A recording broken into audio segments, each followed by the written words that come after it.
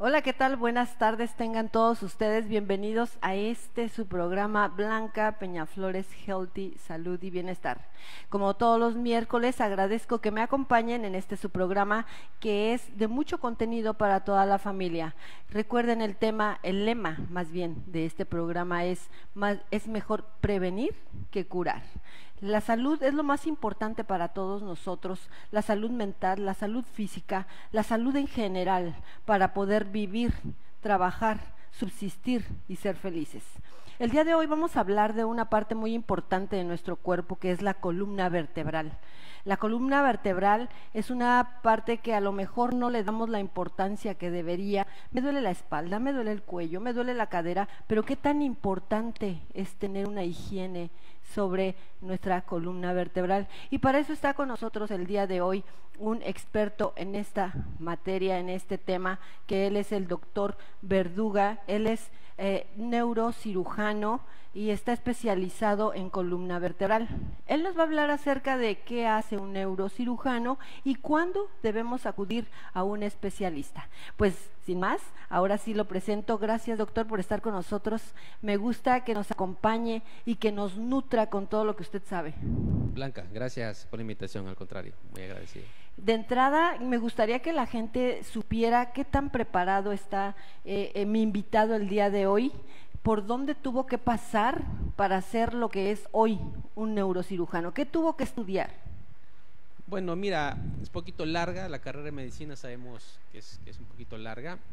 Yo soy originario de Ecuador, hice mi carrera ya en Ecuador, fueron 7 años de carrera, posteriormente haces el servicio social. Tuve que trabajar unos años antes de poder aplicar al examen que tuve que venir a hacer aquí en México para ser seleccionable, para hacer la residencia. Posteriormente son 6 años de entrenamiento en la especialidad. Ajá. Y bueno, después de un largo recorrido, 16 años después, en el año 2000, finalmente yo termino mi especialidad. Llevo 21 años ejerciendo como especialista y 26 años viviendo acá en México. Ya cosas de la vida, me quedé a vivir en Ciudad de México y actualmente tengo 3, 4 años viniendo con frecuencia acá a Tijuana. Para que la gente sepa qué tan preparado y no es tan fácil ser un neurocirujano. Cuando decide estudiar medicina, ¿qué lo lleva a tomar esta especialidad? ¿Por qué neurocirugía? ¿Por qué no el corazón? ¿Por qué no nutrición? ¿Qué le llama la atención de la neurocirugía? Mira, de alguna manera yo sentí que era un reto. Hacer medicina es una carrera sacrificada. Muy sacrificada. Y sin hacer de menos otras especialidades, por supuesto, sentí que todo ese sacrificio tendría que haberse reflejado con un reto más adelante, ¿no? Y bueno, siento que esta especialidad requería de un esfuerzo adicional, extra, insisto, sin hacer de menos otras especialidades. Me gustaba también, por supuesto, tuve la oportunidad allá en mi país de ser invitado por un grupo de neurocirujanos de prestigio a trabajar en su equipo.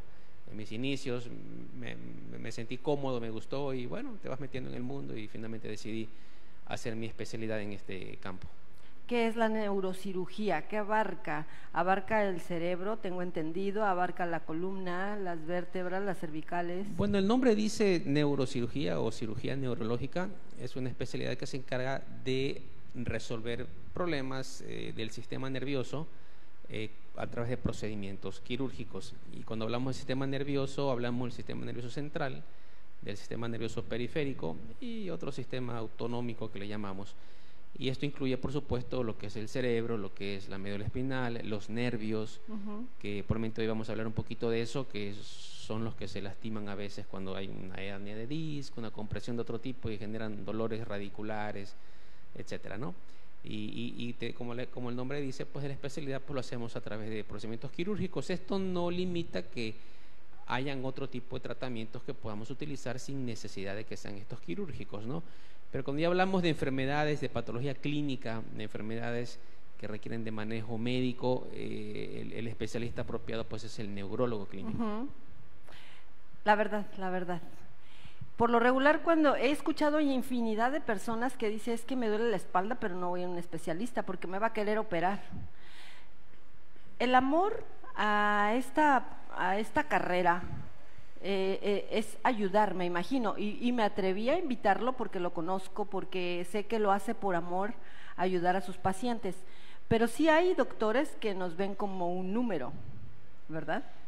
Miren, todo aspecto de la vida, en todo ámbito, no solamente en la medicina, digo, en la arquitectura, en todas partes, yo creo que encontramos un poquito de todo, ¿no? Se trata de ser ético, correcto, de tratar de ayudar a las personas que recurren por un servicio, y en este caso en el ámbito quirúrgico de las ciencias neurológicas, pues que es nuestro campo. Es que yo creí que me iba a decir, oiga, mis años me costó de estudio, y es verdad. Claro. O sea, mucha gente decimos, es que me cobra bien caro el doctor especialista. No, no es que te cobre caro, es su trabajo, es lo que él sabe. A ver, hazlo tú o cúrate tú, no es lo mismo, ¿no? Es que me meto aquí en este tema para quitar ese tabú de toda la gente que no se cura y no se atiende por el miedo de cuánto me va a cobrar. Mira, yo creo que la mayoría de la gente que evita una atención de este tipo es principalmente por el miedo a la cirugía. Creo que es la principal razón. Segundo lugar, ciertamente el tema económico. La gente busca lo más barato. No necesariamente lo más barato, pero tratar de optimizar, digamos, por no decir ahorrar recursos. Y naturalmente lo tercero que genera incertidumbre, pues es saber en manos de quién te pones, porque si tú mandas a pintar una pared y no te queda bien, bueno, pierdes unos pesos, la vuelves a hacer pintar hasta que te quede bien, pero tratando de salud a veces es difícil confiar sin conocer a las personas. De ahí que en este trabajo nuestra principal fuente de pacientes suelen ser las recomendaciones de otros pacientes que han tenido ya una grata y buena experiencia, y son los que nos van recomendando, ¿no?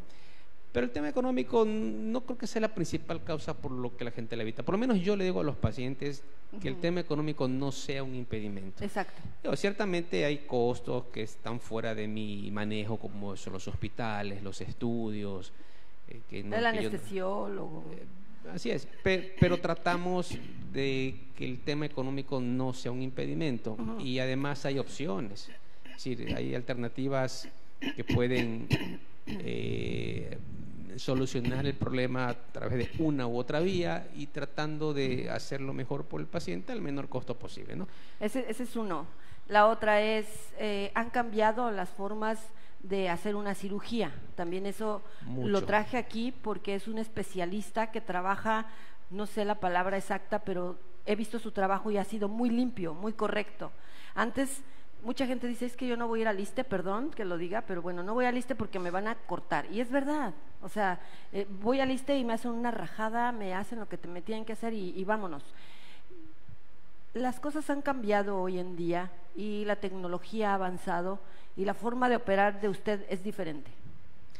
Sí, a ver, en todo aspecto de la medicina y de la vida, por supuesto, la tecnología nos provee de herramientas para hacer las cosas de mejor manera, más segura, con menos riesgos, no necesariamente menos costosas, pero sí más seguras y con menos riesgo. Entonces, hablando de este campo en particular de la cirugía de la columna vertebral, hoy le llamamos cirugía de columna de mínima invasión. Exacto.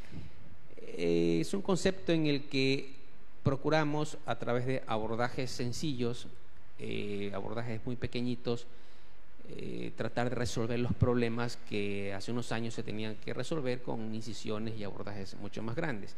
Evidentemente, pues para esto tenemos que acompañarnos de una serie de tecnologías, porque por ejemplo, por ahí vamos a pasar al ratito una foto en donde hacemos una extracción de una hernia a través de un tubo de 2-3 centímetros de diámetro. Exacto, hablando de las fotografías, podríamos ver algunas, si tiene ahí producción, las de radiofrecuencia, donde es de mínima invasión, es más, no hay invasión, me imagino ahí. Es una aguja. ¿Nos puede hablar de eso? Sí, la radiofrecuencia es un concepto físico, un principio físico que utilizamos para manejo de dolor, básicamente. Ajá. Ahí tenemos. Así es, ahí podemos ver cómo a través de dos agujitas, a través de las cuales introducimos unos electrodos que con unos cables pues se conectan a un equipo generador de radiofrecuencia, y lo que hacemos es generar calor en la punta de los electrodos. Obviamente la posición de la aguja y del electrodo es guiada por rayos X. Tenemos que tener un equipo rayos X en quirófano que le llamamos fluoroscopio, el cual nos permite ubicar la aguja en el lugar preciso. Acá anatómicamente nosotros sabemos que ahí debe estar, porque lo que vamos a hacer es que a través del calor que genera el equipo, bloquear los nervios que están transmitiendo. ¿De qué tamaño son esas agujas, doctor? Bueno, la longitud son de 10 centímetros de largo, pero el diámetro es como una aguja un poquito gruesa. Tiene que llegar exactamente a la columna vertebral y usted sabe dónde no tocar para no lastimar. Esa es la idea, por eso tiene que ser un especialista que haga esto.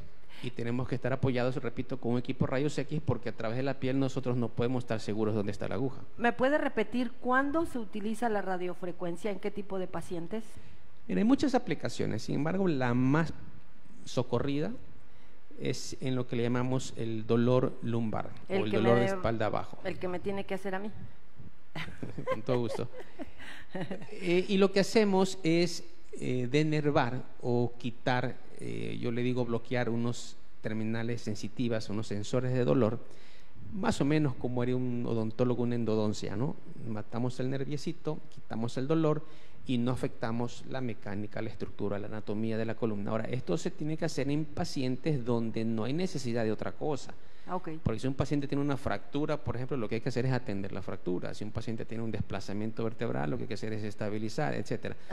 Entonces, no se puede aplicar todos los conceptos, todas las estrategias a todos los casos. Hay que escogerlos apropiadamente. En radiofrecuencia, ¿el paciente necesita quedarse en el hospital? ¿Cuánto tiempo? ¿Necesita anestesiólogo? No, es un procedimiento ambulatorio. De hecho, se hace bajo sedación. No es una anestesia general, es sedación y anestesia local. Y si puedes ver, son unas agujas que introducimos ahí, depende cuántas facetas son, si es lado derecho, izquierdo, bilateral, cuántos niveles.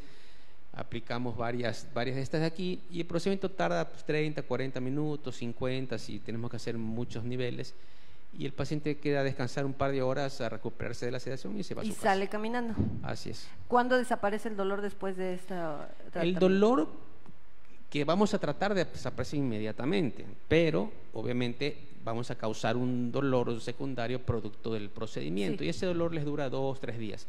Yo por lo general hago esto en viernes, porque así el paciente descansa sábado y domingo, y si tiene que ir a trabajar el día lunes va a trabajar perfectamente bien. Pero a los muchachos no se los haga en viernes porque se van de party y les vale queso. Tenemos otras imágenes que es cementar una vértebra. ¿Cuándo hay que cementar una vértebra y por qué? ¿Y qué es eso? Les decía, por ejemplo, que cuando hay fractura de la vértebra, depende del tipo de fractura, no todas las fracturas tampoco se pueden tratar así, pero hace poco me invitaron en otro estado de la República a operar a un paciente porque tenía una fractura vertebral. Yo no conocía el caso porque no era paciente mío, y yo pensé que íbamos a hacer una cosa de estas, pero ya que llegamos, el doctor había propuesto y había preparado todo para hacer un procedimiento más agresivo, tradicional, abriendo al paciente, colocando tornillos y barras, etcétera, ¿no? Hoy en día lo que hacemos es que introducimos una cánula, ahí se puede ver cómo está entrando una cánula por un lado, y eso oscuro que se ve en la vértebra es un cemento que introducimos a través de esa cánula. ¿Eso redondo es la vértebra? Lo que vemos ahí rectangular, oscuro, es una vértebra que ya en este caso está llena de cemento. Si pasamos para atrás, si pasamos las diapositivas para atrás, más atrás por favor, más atrás, vamos a ver dónde está el paciente en la cama, vamos a ver cómo tiene... Cuando está acostado boca abajo. Ahí se ve, mira, ahí se ve una aguja que es como color rosadito. Sí. Esa es la aguja que metemos a la vértebra, y encima de esa aguja rosadita tenemos como un recipiente de cristal que tiene el cemento. Lo que hacemos es colocar la aguja en el sitio correcto, una vez más con apoyo de rayos X, que es el que vemos ahí. Introducimos la aguja, que esta si es aguja un poco más gruesa, a la vértebra. Ahí tenemos dos, una de cada lado, y a través de esas agujas metemos el cemento. Lo que hacemos es que el cemento pega a la vértebra, vamos a decir suelda la vértebra, pero además ese cemento a la hora de consolidarse genera calor, y a través del calor otra vez quemamos esas terminales sensitivas que provocan el dolor. Ese paciente se le quita el dolor inmediatamente. O sea, ya se acabó eso de que te voy a abrir, te hago una herida de 10 centímetros, voy a meter la placa de no sé, titanio, metal, no Así sé. es, titanio. ¿Ya se acabó? Muchos casos se resuelven así. Te digo que no todos, pero la gran mayoría de fracturas vertebrales que vemos se pueden resolver de esta manera. Tenemos miedo. De hecho, antes a las cirugías quedaban en silla de ruedas durante muchos meses. Eso se terminó. Sí, hace 40 años, 30 años, una cirugía de columna. A ver, no teníamos ni el conocimiento ni la tecnología. Básicamente la tecnología no la teníamos. Entonces eran cirugías de caballo. Se usaban fierros y acero inoxidable y alambres. Eso era otra historia.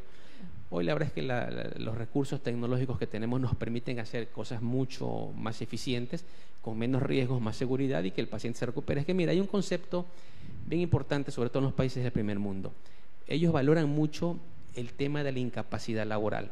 O sea, una persona que está 3 meses en la casa no está produciendo, no está trabajando, pero le cuesta a su empleador. Entonces, ¿cuánto cuesta esa persona? No solamente cuesta el procedimiento que se le hizo, el lucro cesante de no estar generando. Entonces, eso si tú lo traduces en número de días por el número de pacientes en el año, representa una pérdida laboral tremenda.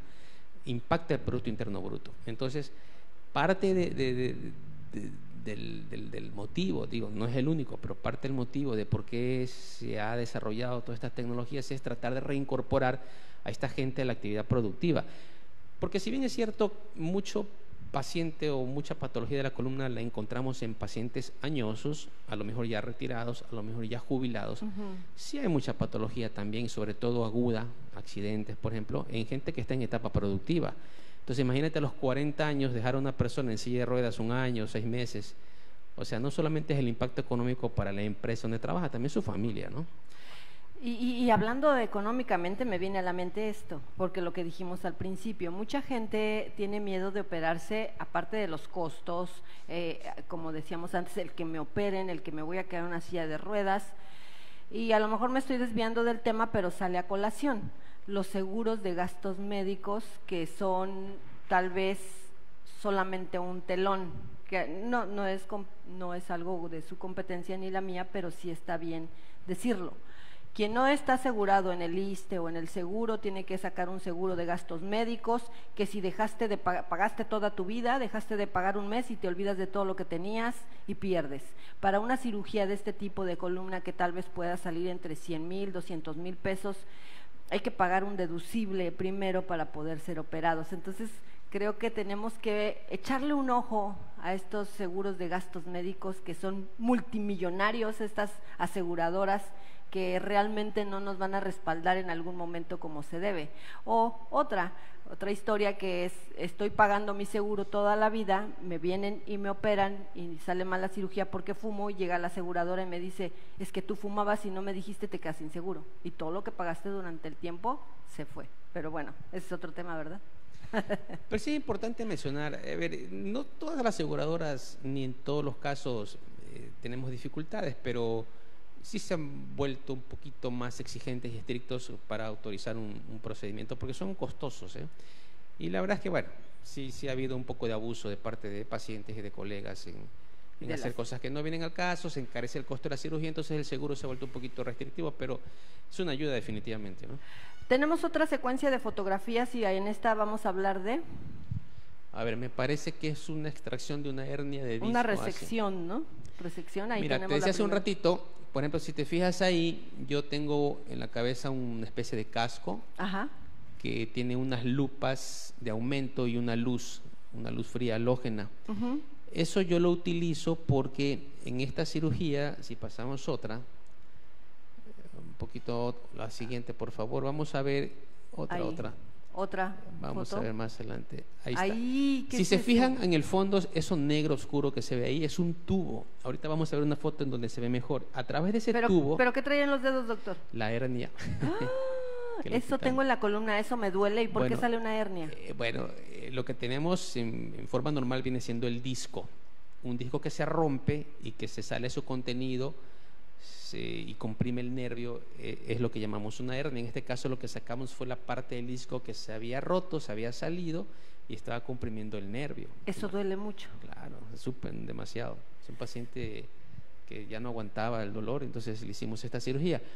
Pero lo interesante de esto es que le hicimos a través de un tubo muy pequeñito, un tubo de 2-3 centímetros de diámetro, a través del cual pues podemos hacer esta cirugía, cosa que antes había que abrir, separar, retraer, cirugías con incisiones muy grandes. Pero yo decía, mira, ahí se ve el tubito, ¿no? Ajá. Es un tubo muy pequeño, es un diámetro muy pequeño realmente.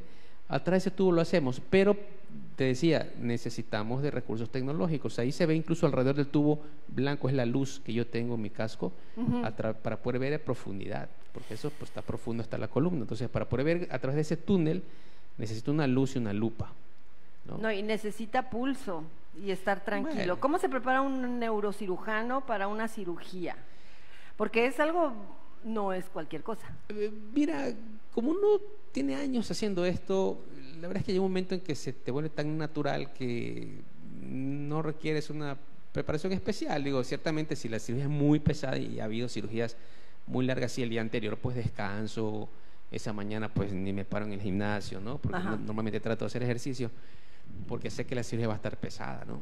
Y bueno, descansa. Yo en general no soy una persona que haga mucha vida nocturna, entonces trato de estar descansado, pero no, a ver, es como cualquier persona, ¿no? Que hace su trabajo.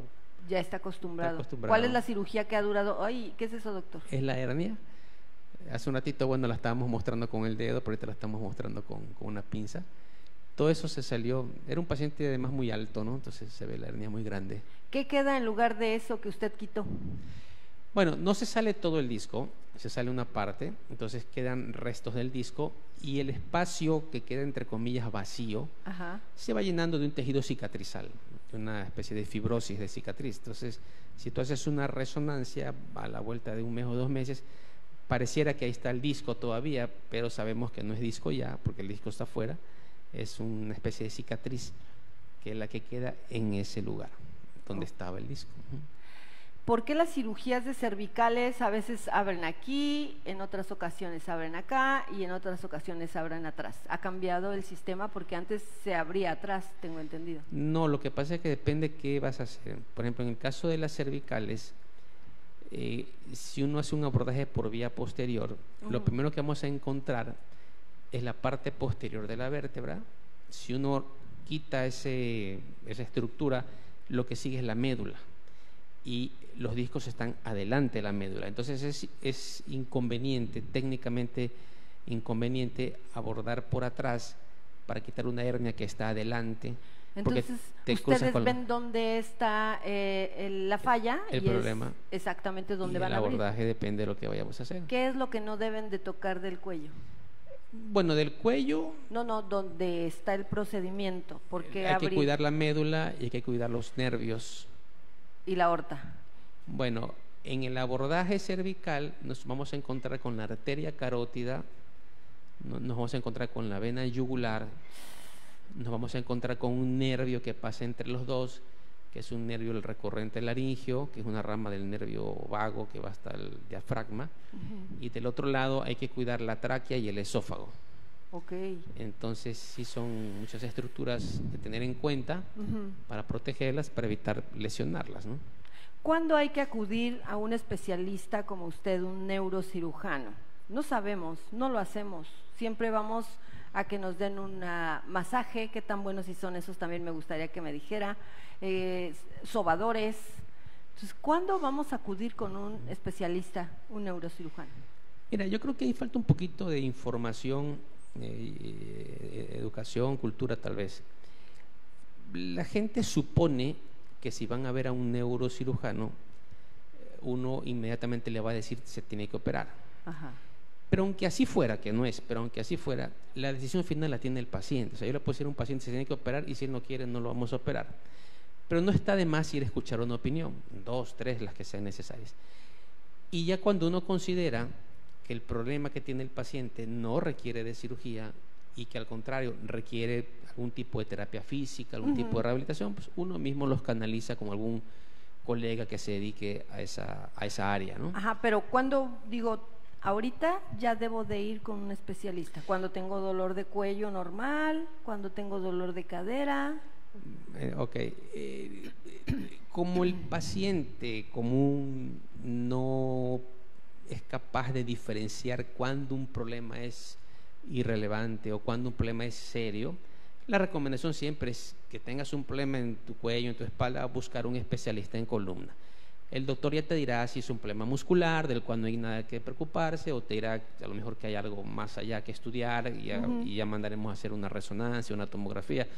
Pero nunca está de más ir a ver un especialista, ¿eh? Mira, la gente se gasta más en ir a una comida que en una consulta al especialista. O el fin de semana ir a tomar y pasarla bien, ahí si no, tráigame otra y lo que cueste la botella. Eso de que es caro, no, digo, tu salud no tiene precio, pero yo creo que la gente a veces no está acostumbrada. No, eran dos puntos, el que a lo mejor hay gente que dice esto es caro y otro el que me van a operar y no voy a poder caminar. Entonces son esos dos miedos, ¿no? Pero te digo, o sea, nadie los opera, nadie a la fuerza. O sea, si alguien viene conmigo, yo todos los días veo gente que se... Esa es la opción que yo te doy para que te sientas mejor. Y no todos los pacientes tienen que operar, digamos. La neurocirugía no nada más nos ayuda a mejorar nuestras fallas, nuestras enfermedades en la columna vertebral, también ve el cerebro, la cabeza. Claro. La columna vertebral es una parte, una área de lo que un neurocirujano atiende, pero por supuesto que está la parte de la cabeza, ¿no? El cerebro. Ahí tenemos problemas como hematomas, tumores, aneurismas, fracturas, etcétera, ¿no? Ese sería un buen tema que habláramos en un programa completo, que es un aneurisma, ¿no? Claro. Pero de entrada nos puede decir que es un aneurisma. Mira, un aneurisma es un debilitamiento de la pared de un vaso sanguíneo, concretamente de una arteria, debilitamiento que hace que se vaya formando un abultamiento, que le decimos comúnmente, coloquialmente, un chipotito, ¿no?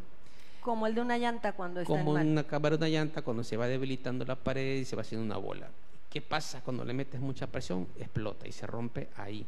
Lo mismo pasa en las arterias del cerebro, se sube la presión un poquito y entonces la pared de ese sector que está debilitado y que ya cedió y se empezó a hacer una bola ahí, pues es más fácil de que se rompa. Entonces se puede romper y dar una hemorragia. Y la hemorragia, pues como es una arteria, trae un flujo sanguíneo muy elevado, la hemorragia puede ser catastrófica, ¿no? Muere la mayor parte de la gente que sufre. Mira, estadísticamente hay un número muy fácil de recordar. El 33%, son una tercera parte de pacientes a quienes se les rompe un aneurisma, prácticamente mueren en el acto, ¿no? Son de esos pacientes que la gente dice, no, le dio un infarto masivo y se murió. Muchas veces no se hacen autopsias, ¿no? Y a veces son aneurismas. Una tercera parte, otra tercera parte, logran llegar a un hospital, estar muy graves, pasar un mes, dos en terapia intensiva y finalmente no lo superan. Y solamente un tercio de la población que sufre una ruptura de aneurisma logra, con atención, etcétera, pues sobrevivir. Por eso es que a una persona a quien se le rompe un aneurisma y luego está aquí con nosotros para contarla, se le llama sobreviviente. Es sobreviviente de un aneurisma, porque la verdad es que es una enfermedad catastrófica, ¿no? Entre el 60 y el 70% de la gente que se le rompe un aneurisma, pues no la libra. ¿Cómo podemos saber si tengo o no un aneurisma? Fíjate que salvo algunos casos muy puntuales, la gran mayoría son asintomáticos, no tienen ningún síntoma a menos o hasta que se rompan. Entonces la mejor manera es hacerse un estudio para tratar de detectarlos e identificar. Ya si hay alguna imagen sospechosa, habremos de hacer algún estudio más específico y en su caso pues atenderlo, ¿no? Exacto. Doctor, usted opera en Ciudad de México y opera en Tijuana. Eso es muy importante que la gente lo sepa, que estamos hablando con alguien con toda la experiencia del mundo. ¿Cuántas operaciones ha hecho en su vida? ¿Lo tiene apuntado o no? Uy, no tengo apuntado ese número, pero sí son miles. Miles de operaciones. Sí, claro. ¿A partir más o menos de cuántas operaciones a la semana hace un especialista? Mira, varía mucho, ¿no? Porque ahora con esto que estoy viajando, hay semanas en que ando, y no solamente en Ciudad de México y acá, digo, he tenido la suerte de que me piden a veces que acuda a muchos estados de la República, ¿no? Entonces, no, hay semanas que ando cada día en una ciudad diferente, ¿no? Y Cuando son mis pacientes, pues yo me tengo que quedar unos días pues, cuidando al paciente, viendo que evolucione bien, hasta darlo de alta. Muchas veces opero casos de otros colegas, entonces yo voy a X ciudad, a Mérida, no sé, a Cancún, voy a Culiacán. O sea, opera donde realmente lo necesiten y le llamen. Voy, operamos el caso, me quedo un día y yo ya regreso porque pues el neurocirujano local que me invitó pues es quien se queda a cargo del paciente y si necesitan algo pues bueno, yo me desplazo nuevamente, pero por lo general pues tratamos de que las cosas pues salgan bien para que no haya motivo de tener que prolongar la estancia. ¿En algún momento de su vida dijo, ¿por qué estudié esta carrera? ¿O jamás lo ha pensado? No, fíjate que desde muy niño yo siempre quise ser médico. A mí me preguntan eso, yo recuerdo claramente la primera vez que yo recuerdo de haber ido al pediatra, ¿no? Porque seguramente fui de muy chiquito, no recuerdo. Digo, la imagen que ese doctor generó en mí, en ese entonces, pues el doctor siempre andaba de blanco, impecable, zapatos blancos, ya sabes. Hablaba muy bien. Muy pausado. Entonces, eso creó en mí una imagen de una persona que yo idolatraba. Además era el pediatra y siempre muy acertado y muy cálido, ¿no? Entonces a mí me generó una imagen, yo dije, eso, así quiero ser yo. Y desde ahí siempre quise ser médico. Nunca me desvié del camino. Desvió ni nada. Me gustaría que nos diera a la gente que nos está viendo un consejo, cuál es la mejor manera de cuidar nuestra columna vertebral para evitar este tipo de, no sé, cirugías o intervenciones. Claro, a ver, vamos a partir de un punto. El Homo erectus, si caminamos erguido hace cerca de 1 millón de años. En términos de evolución, 1 millón de años no es nada. Esto quiere decir que la columna vertebral de quienes hoy caminamos en 2 pies, 2 piernas, no es un órgano que esté preparado para ello, ¿no? Para que un órgano evolucione son decenas o centenas de millones de años. Entonces estamos utilizando un órgano que durante millones de años estuvo diseñado para caminar como los primates, en 4 o semi-erguidos. Y hoy caminamos erguidos. Entonces, primero, mecánicamente es un órgano que no está diseñado para la función que está haciendo. Segundo, los malos hábitos, por lo general México hoy en día es el primer país del mundo con sobrepeso y obesidad. Entonces le estamos cargando aparte un peso excesivo a un órgano que no está preparado ni siquiera para cargar el peso normal. Tercero, las actividades que hacemos, mal sentados, manejar, juegos mecánicos, horas y horas en transporte público, huecos en la calle, etcétera. Hoy y ahora agregarle una más, todo el día en el celular con el cuello hacia abajo. Así es. Entonces eso también genera que estamos forzando a un órgano a posturas y situaciones también antinatura, ¿no? Y por último, la expectativa de vida. Hace 100 años la expectativa de vida, no sé, eran 50 años, 60 años. Hoy están en 80 y tantos años, hombres y mujeres. Entonces, el que prolonguemos nuestra vida ha hecho que aparezcan enfermedades del paciente añoso que no teníamos hace 100 años. Y entonces, uno de esos problemas, sobre todo, son las enfermedades degenerativas. Y el uso crónico y el mal uso, además, de la columna hace que tengamos enfermedades que no veíamos años atrás. Hace muchísimo. Porque hoy vivimos más. Entonces, eso hace que prácticamente todo ser humano algún día en su vida tendrá algún padecimiento de la columna de mayor o menor grado. El hecho cierto es que después de los 50, 60 años, prácticamente cualquier persona que tú le hagas un estudio de su columna, vamos a encontrar claros datos de una enfermedad degenerativa, que no en todos los casos da molestias y no en todos los casos requiere tratamiento y mucho menos en casos requieren de una cirugía, es cierto. Pero esa es la razón de por qué hoy tenemos tanto padecimiento en la columna. Es cierto. Y si le agregamos que está de moda hacer ejercicio con pesas y dices, bueno, yo ya hago sentadillas con 90 kilos, 2 discos de 45 o 3, la columna se destroza. Claro, pues digo que actividades, el modo de vida actual, ¿no? Ahora, tocando el tema, el hacer ejercicio no es malo, el usar pesas tampoco es malo, lo que hay es que saber hacerlo para tratar de evitar que la columna se lastime. Yo a veces mis pacientes me preguntan, porque hay gente que hace ejercicio, hace deporte, me preguntan, y yo les doy algunos tips de cómo pararse, de qué hacer, de qué no hacer, de qué tipo de ejercicios tienes que cambiar. etcétera, para que no dejes de hacer tu rutina, pero que no le cargues peso a tu columna. Se supone que los entrenadores en los gimnasios pues Deben de saber. orientarlos, así es. Pues vamos a leer aquí los mensajes. Un saludo a Jaimar que nos está viendo. Paula Lara, excelente tema, saludos, gracias Paula. Sergio Montaño, saludos Sergio, gracias por estar con nosotros. Y él nos pregunta, ¿qué otro tipo de tratamientos hay en vez de una cirugía? Ya lo dijimos, depende del malestar. Depende de lo que tenga, pero mira, hoy inclusive estamos empezando a trabajar con células madres en un proceso regenerativo. No todos los casos se puede, no en todos los casos funciona, pero por eso siempre le digo a la gente, porque luego me escriben también mucho y me hacen preguntas así, yo le digo, necesito ver el caso y ver el... Me dicen, es que tengo una hernia. Eso es como que usted me diga, tengo que pintar una casa. Ajá. ¿Qué pintura? ¿Cuántos metros? ¿Es por fuera? ¿Es por dentro? ¿En qué clima está? Para ¿Qué lluvia? color? Todo. Entonces necesitamos ver a los pacientes para poderles dar ¿Qué una opina opinión. de lo que comenté antes, el sobador? A ver, la palabra sobador nos remite a alguna persona no profesional que hace esto por experiencia, digamos, o llamémosles un oficio. Yo no puedo hablar de ellos porque no conozco su trabajo. Pero lo que sí puedo hablar es de los rehabilitadores y de la terapia física. Si acudes con un profesional o profesionista, como decimos acá en México, que esté entrenado y que sabe su trabajo, seguramente va a ser de ayuda, ¿no? Sí, me da miedo ese tipo de sobadores. Claro. Se le quita lo típico, ¿no? El que se te duerme la cadera hasta abajo. Te lo puedo quitar sobándote. O sea, no. Mira, cuando el problema es muscular, a veces esto puede funcionar, pero yo he visto videos de cómo hacen, cómo los tuercen, cómo los voltean y la verdad es que con frecuencia después del sobador van al consultorio y del consultorio van al quirófano, ¿no? Exactamente.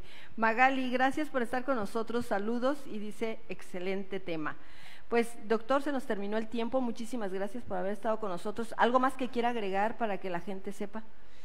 No, Blanca, solamente decirle a la gente que no tengan temor de acudir a un especialista, a una opinión. Yo le digo a la gente cuando van a consulta, esto es una consulta, simplemente están consultando una opinión. Yo externo mi opinión, trato de aclarar las dudas y son enteramente libres de acogerlas, tomarlas o pedir 2 o 3 opiniones. Pero sí es importante que vayan con un especialista. Claro. Porque no todo neurocirujano ha desarrollado sus habilidades en el ámbito de la columna vertebral.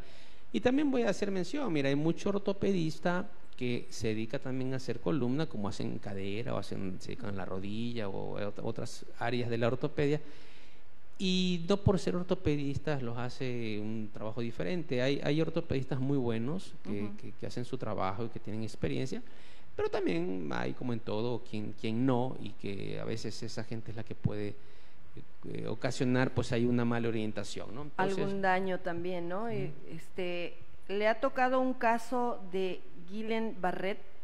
Guillain-Barré, claro, sí, muchos casos hemos visto. ¿Y qué es Guillain-Barré? Aquí me lo está poniendo Sergio. El Guillain-Barré es un problema que no es de la columna, es de los nervios. Esto obedece a la invasión de un virus que genera un daño en ciertas zonas específicas del sistema nervioso, y lo que hace es que el paciente tenga una parálisis. Se llama parálisis flácida ascendente, porque empieza de la parte más distal de los extremidades inferiores y va subiendo y va subiendo y va subiendo. Hay algunas características clínicas que nos permiten identificar eso y no confundirlos con otro tipo de parálisis. Y la mayoría de las veces es una enfermedad que viene y va, pero hay algunos casos graves que pueden afectar hasta los músculos respiratorios y el paciente complicarse, ¿no? ¿Usted puede tratar a una persona con este síntoma? Sí, lo importante ahí es que siempre acudan de inicio, porque en las primeras horas se puede tratar de mejor manera que si ya llegan 2 o 3 semanas después, ¿no? Que ya está más avanzado. Así es. Dice que su pareja sufre de eso. Un consejo. Pero es que acuda si al son especialista. Secuelas o...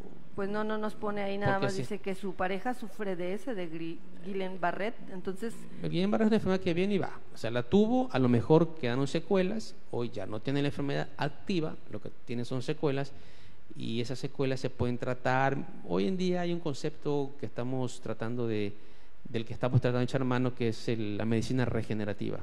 Okay. Con uso de células madres, exosomas, cosas así. Ese es otro tema, otro capítulo, pero hay experiencia con ese tipo de pacientes y con reportes de buenos resultados. Habría que ver el caso y conversar. Claro, pues Sergio, aquí está el doctor para atenderte a ti y a tu pareja para que estén y lleven una vida más saludable.